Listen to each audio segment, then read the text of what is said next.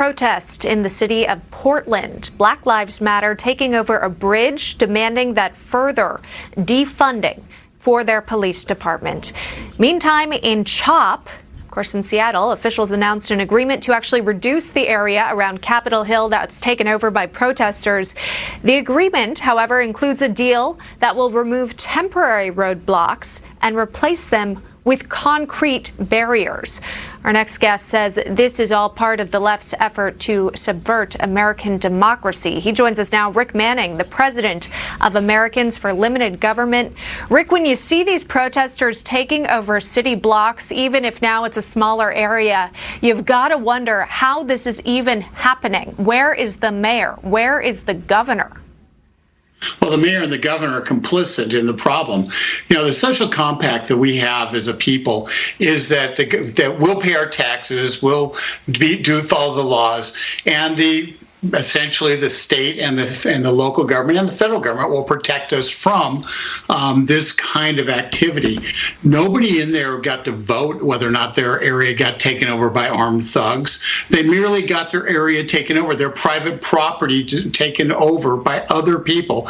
And the city and state of Washington refused, city of Seattle, state of Washington, refused to actually do anything about it.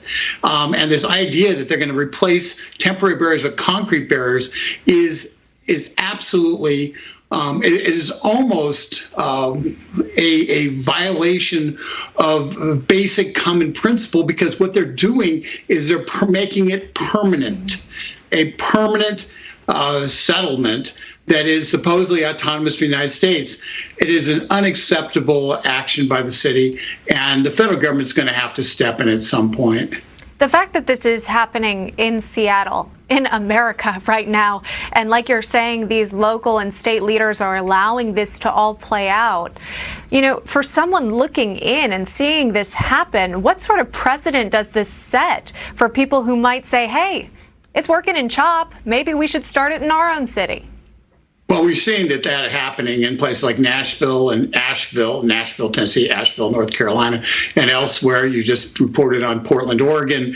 The fact of the matter is, you don't negotiate with terrorists, and these people are internal terrorists. And by giving them succor, by giving them things that they want in exchange for only disrupting a slightly less amount of people's lives, that's actually encourages it around the country. And it's going to be up to other local officials to act rapidly and not allow these kind of things to happen. And cities like Portland and Asheville and other cities that are run by pretty far left mayors are going to be the most vulnerable to this, because many of the people who are taking encampment are those mayors' voters. And I'm still trying to figure out what exactly these demands are. You know, what exactly do these protesters want? Because we've seen, in fact, yesterday, I believe we shared video of a man whose car was broken into, his keys were stolen, his phone was stolen, and he would want, you know, I don't know, maybe someone to call, a police officer who could come and sort the situation out. And yet, what I am trying to understand and trying to make sense of is the fact that these people are calling, you know, to defund, dismantle police departments at the same time. Well, understand, they know what they're doing. What they want is anarchy. What they want is society to break down, because if society breaks down, people lose trust in the ability of the government to provide basic police services. At that juncture, there's no reason for people to support the government at all. And what you have is exactly what's happened in Chaz or CHOP or whatever the heck they're calling it today. What happened there is a strong man is taken over. The guy with the guns ended up taking over, and everybody else is supplicant to him. So what they want is they want anarchy, because anarchy leads to the fall of America, fall of capitalism. That's what they want. They want the rule of law broken. That's what they're succeeding in doing in Seattle. And quite honestly, anyone who lives in Seattle is nuts to stay there when the mayor goes ahead and allows this to occur, because there is no safety. There's no private property that will be protected in Seattle. Who are these people? Who are these people making the demands? I mean, we've seen protests obviously erupt from the Black Lives Matter movement, but are there others that we should be considering? Well, I think it's pretty clear that the Antifa movement is in cahoots with some local leaders of the Black Lives Matter movement. And let's be clear. Let's separate Black Lives Matter out from. There's legitimate protesters who are concerned about police abuse and the like, and that's a conversation which everybody agrees needs to be had.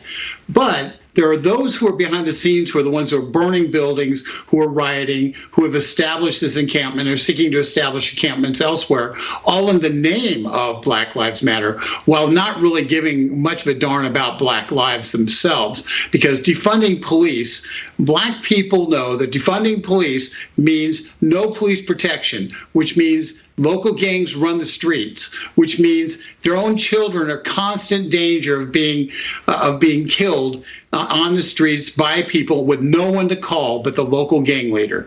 That's the disruption they're trying to occur, because they're trying to break down society as a whole. And this is not a surprise. They've been planning this for a while, but I would encourage anybody to look at Project Veritas videos related to this, and you will see exactly who these people are. As you mentioned, Rick, you said that President Trump should be taking action. Would you like to see that immediately? Well, he's got an executive order he put out yesterday, which is designed nationwide to put a calming influence and to really separate out those who want legitimate police reform from those who want anarchy. And so that's the first step. He's got to create a consensus. That's what he's doing with the executive order.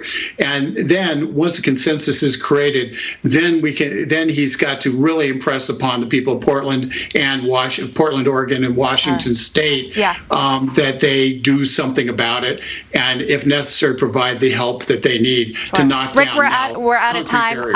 Hate to interrupt you there. Great conversation that we've had. Rick Manning, President of Americans for Limited Government. Thank you so much. Thank you very much. We'll be back with more news after this.